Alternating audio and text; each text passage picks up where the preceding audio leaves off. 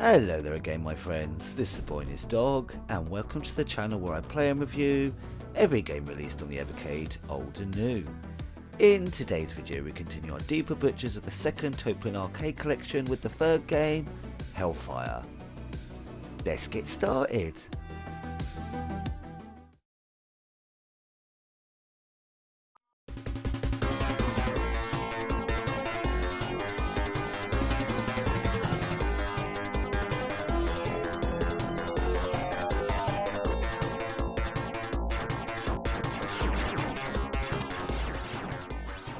As Captain Lancer, pilot the space battle machine Hellfire through 6 stages in pursuit of the deadly enemy forces threatening humanity.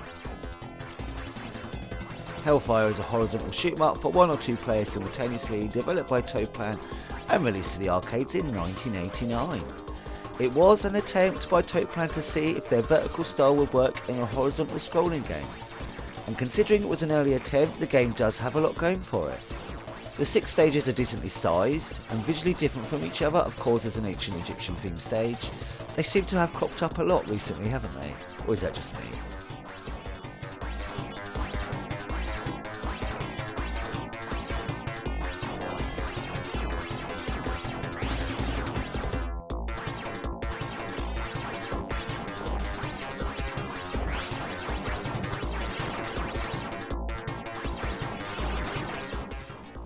Even though it's an early horizontal shooter, they didn't make it a basic affair and threw in an interesting weapon system.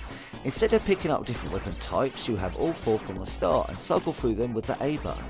You can shoot straight ahead, or a tail gun, or above and below, or shoot out in all 4 diagonals. The level layout and enemy patterns are all built around this system. You can either try to quickly change on the fly to what you think would be the best option for the situation, or there's the old trial and error, learning of each stage. So later you go in knowing exactly what you need when you need it. There is also a slight pause after your second shot, which you do have to take into account when there's a lot on screen.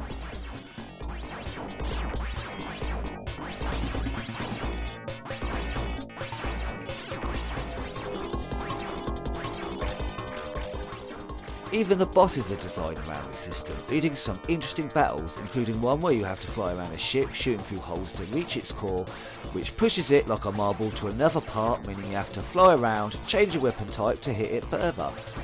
Bloody great stuff.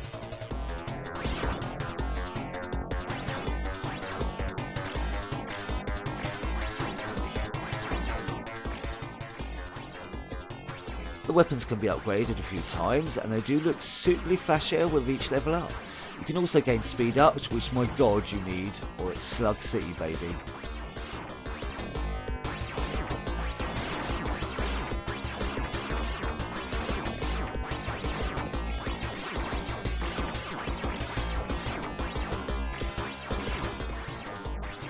Though the game has unlimited continues, it's not the kind you can just muscle through. Dying loses your upgrades on weapons and speed, making some areas very tricky and frustrating to get through, so learning each section without dying is definitely preferable. Save states for a tricky section so you can keep trying different tactics until you find the perfect route is a great way to learn.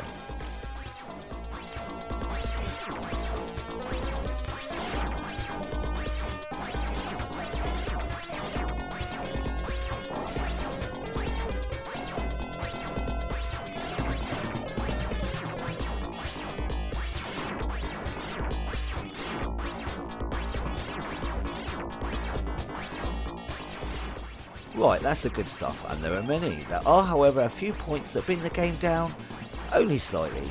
The controls aren't as precise as they need to be in certain sections of the game, at least for me, coupled with a touch of slowdown in parts, making it trickier than it needs to be.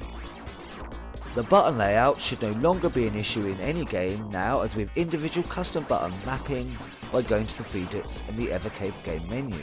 But it would be nice if there were 2 buttons to cycle back and forth through the weapons. But that is just a minor gripe, as in the heat of it I can forget which weapon comes after which and end up with the wrong layout, and death comes a second later.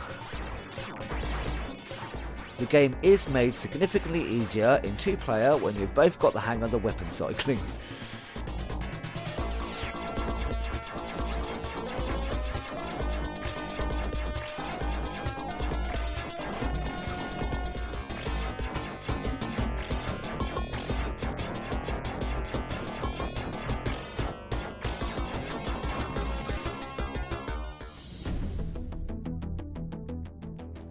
All in all, I think it's a decent horizontal shooter with a unique enough weapon system to make it stand out and some groovy bosses to boot, only let down slightly by imprecise controls and occasional slowdown. Definitely worth a blast or two though. And if you've made it here to the end of the video, thank you ever so much for joining me. Leave a thumbs up or comment if you'd like. Either way, I'm just chuffed you poked your head in to take a gander. As always, I hope you're having an awesome day, my friends. And until next time, be seeing you.